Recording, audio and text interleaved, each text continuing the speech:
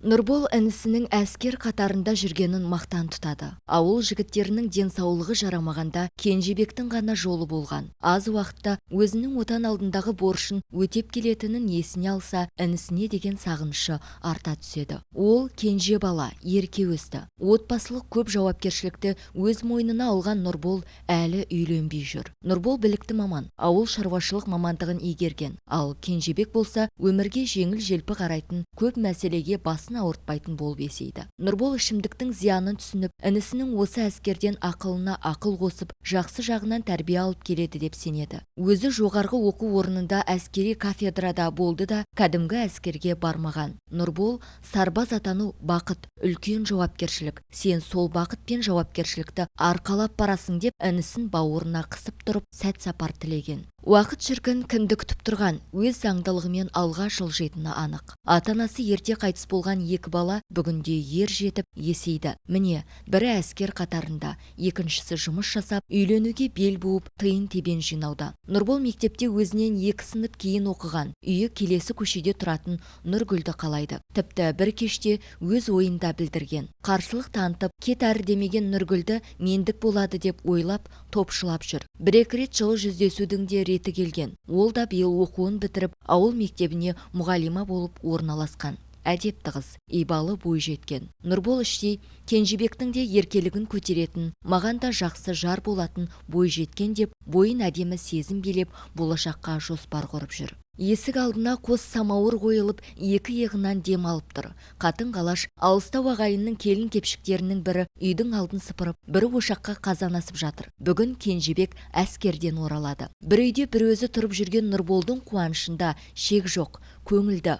Ол бүгін жұмысқа барған жоқ. Бастығы да осы ауылдың тумасы, қарсылық танытқан жоқ. Нұрболға ағасы, Кенжебек сіздің ініңіз болса, біздің досымыз, өзіміз күтіп әкелеміз деп вокзалға өздері кеткен. Нұрбол үйге бір кіріп, бір шығып, інісін көргенше қауышқанша асығуда. Жамағайын жеңгесі Күлбарам, қайным көбі кетіп азы қалды, қазір-ақ келіп қалады кіші сарбаз жігіт деп сабырға шақырып қояды. Кіші сарбаз жігіті Кенжебек. Жеңіл машина ауылға шаңдата кіріп, тіпті есікке тұмсығын тірей тоқтады. Жиналған қауымның ішінен әлгі Күлбарам: «Әй, Нұрбол, кіші бала келді, сүйінші» десе, енді бірі: «О, әскер жігіт келді, отан қорғап келді» деп, екіншісі: «Қой әрі, соғыстан келген жоқ қой, отан қорғауды үйреніп келді десейші» деп түзетіп қояды. Кенжебек көліктен асықпай түсіп, барша жиналған қауымға: «Бәріңе привет» деді. «Үйбай көтек, привет несі мына әскердің? Әй, әскер бала, ассалау қайда?»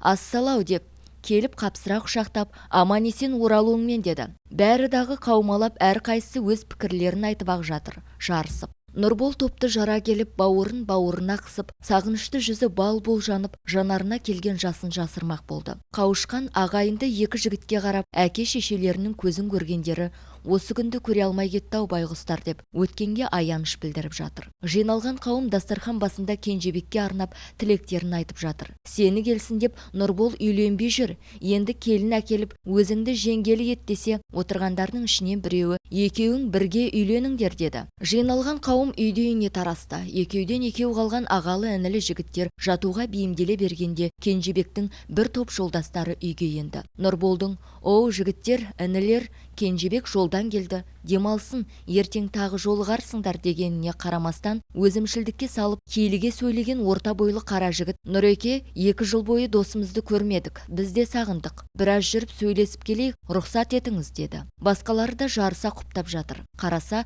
інісі қарсы емес сияқты. «Жарайды, тек таңға дейін жүрмей, 1-2 сағатта оралыңдар» деді Нұрбол. Жаңағы тапал бойлы қара жігіттің аузынан ішімдіктің иісі шығып тұрғаны оған ұнай қоймады. Ауылда жиі кездесетін келеңсіз іс-әрекетке бармаса болды деп іштен жаманшылыққа жорымады. «Қане досым, тез қимылда, жылдам кейін. Әлгі солдатскийіңді киесің бе? Қалай еді өз?» деп арасында қалжыңдаған болды есік жақта тұрған жігіт. Барлығы шығып кетті. Машина дауысы естіліп, дабылдаған дауыстары түнгі тыныштықты бұза жара, көлік бірден аттай ырғып, газды басқандары да Нұрболға ұнамады. «Әй, өз-өзімен күдіктенбей жатайын. Келер қайда барар дейсің» деп төсегіне жақындай бергенде, Кенжебектің есік үстіне тастай салған әскери формасын көріп, қағып-қағып жөндеп іле бастағанда, оң қалтасы салмақты көрінді. Қолын салып қараған Нұрбол өз көзіне өзі сенбеді. темекі қорабы, темірмен қапталған тұтандырғыш. Ол Кенжебек темекі шегіп үйреніпті-ау армияда жүріп, және осы екен ғой ауырлау болған деп ойын түйіндей бастаған сәтте қағазға оралған тағы бірдеме көзіне түсті. Әлгі темекінің иісін шығармайтын ұнтақ болады дейтін еді, сол шығар деп ішкі ойын біресе дауыстап, біресе күбірлеп, жақсылыққа жорып, костюмді орнына түзеп іліп қойды. Нұрбол ұзақ ұйықтай алмай қойды. Біртүрлі көңілі қобалжығандай болды. Төсегінде сан рет аунап тұрып, терезеден бірнеше рет қарады. Түнгі тыныштық орнаған. Әйтеуір інісін күткен ағасының таң ата көзі ілініп кетті. Нұрбол әдеттегіден кеште оянды. Көзін ашқан бойда келесі бөлмедегі Кенжебектің төсегіне қарады. Әлі келмепті. Іші қылп ете қалды. Жылдам жиналып жұмысына кетті. Күндегідей ерте тұрып таңғы асын да ішпеді. Кеш тұрғандықтан ба, әлде зауқы соқпады ма, әйтеуір оразасын ашпастан жұмысқа барды. Нұрболға бөлмедегілер кезек-кезек інісінің келуімен құттықтап, жылы сөздерін айтып жатыр. Кеште жақындады. Нұрбол жиналып үйге қайтты. Келе жатып, Кенжебек келіп тамақ дайындап қойған шығар. Сәл жымиып, өзіне өзі дауыстап, мен не деп келемін, әскерде тамақ жасауды ұмытып қалған болар деп қояды. Есіктегі құлыпты көріп, Нұрболдың көңілі су сепкендей басылды. Кенжебек әлі келмепті. Киімін ауыстырып көшеге қайта шықты. Ауылы шарбағына сүйеніп тұрып, өткен-кеткендерден сыр тартып көріп еді, білген ешкім болмады. Тағы жалғыздық. Кеше ғана үй іші қуанышқа бөленіп, тіпті жарық тартып кеткендей еді. Міне, тағы да беймәлім көңілсіздік орнады. Нұрбол қалжырағандай сезініп, үлкен бөлмедегі ескілеу диванға жантайып еді, көзі ілініп кетті. Тағы бір таң атты. Кенжебектен хабар жоқ. Тағы жұмыс күні басталды. Есік алдында тұрған бөлім басшысы: Нұрбол, ассалаумағалейкум. Сені күтіп тұр едім. Ауданға баруың керек. Сенен басқа жауапты ешкімді көріп тұрған жоқпын. Бірақ күнде тындыратын шаруа бар. Саған ғана сенемін, дегені. Қызметіне адал, бастығын қатты құрметтейтін Нұрбол келісім берді. Аудандағы шаруасын бітіріп, ойдағыдай орындаған ісін сәттілікке балап, Кенжебекті көргенше асығып тұрған Нұрбол ауылға баратын автобусқа келді. Жүру кестесіне 1 сағаттай уақыт бар екен. Аудан мен ауыл арасы қашық емес, іргелес десе де болғандай. Жақын асханадан тамақтанып алуды жөн көрген Нұрбол даяшы қызға: қарындас, сүт құйған шаймен тіске басар бірдеме әкелші, жылдамдатып дей бергені сол еді. Таныс дауыс: Нұреке, мұнда не істеп жүрсіз? Үйіңізге келін келіп жатқанда. Жүрегі жайсыз бірдеме сезгендей Нұрбол: келінің несі? Қашан? Кім үйленді деген сұрағын соңына дейін тыңдамай, әлгі адам гүрілдеген даусымен: ойбай, кім болушы еді? Бейхабарсыз ба? Кенжебекте кім болушы еді? Күз айы болған соң кеш ертерек түседі. Намаздігер уақыты.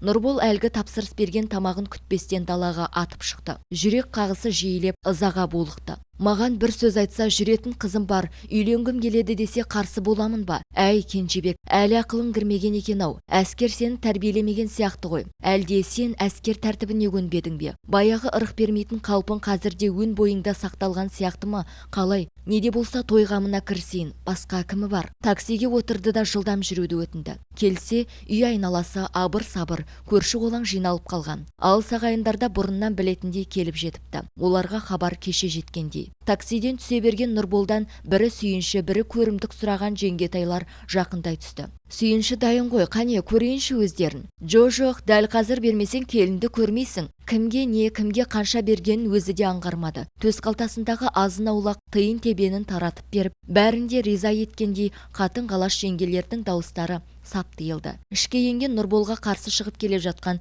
Кенжебек түсін жинап алып: аға, осылай болды деп кібіртіктеді. Бауырым, бір ауыз ескертсең қайтеді? Бұл не тірлік? Неге осылай жасадың? Неге асықтың? Кімнің, қай ауылдың қызы? Кенжебектің көзіне тіке қарап, екі қолы оның екі иығында. Сәл жеңілдеу сілкілеп қойды. Неге бұлай жасадың? Сенің бақытты болуыңа мен қарсы болады дейсің бе? Мен сені күткенім сонша, үйленбей жүрдім ғой.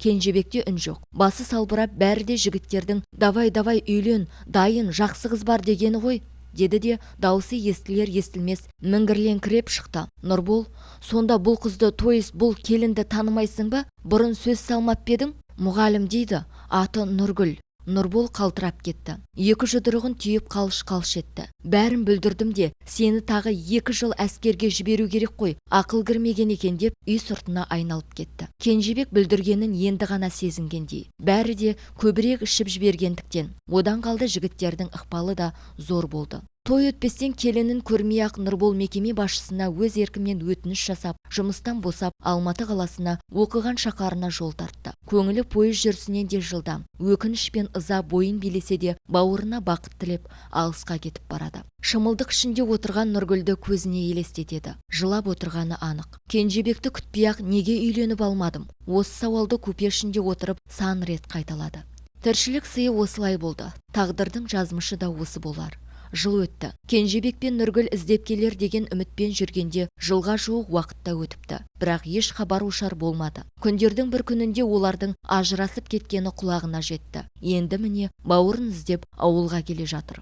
Баяғы жол. Біреуді қуанышқа, біреуді қайғыға апаратын жол. Кімдер жүрмеген жол. Талай бақытты жандар жүрген жол. Нұрбол бір кемшілікті өзінен іздейтіні анық. Неге ақылмен жауап іздемедім? Пойыздан түскен Нұрбол таксиге отырып үйіне келді. Үй айналасы жау шапқандай, күтім көрмегеніне көп болған тәрізді. Таныс есік, таныс құлып. Нұрбол есікті ашпастан, есік алдындағы кірпішке отырып, ешкім айтпаса да, болған оқиғаны, Кенжебектің тағдырын өзінше болжап отыр.